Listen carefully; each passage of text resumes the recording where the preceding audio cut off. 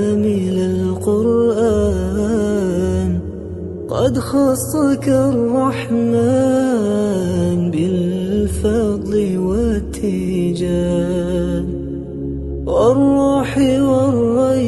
والريحان يا دائم الترتيل للذكر والتنزيل بشراك يوم رحيل ستفوز بالغفران يا قارئ الآيات في الجمع والخلوات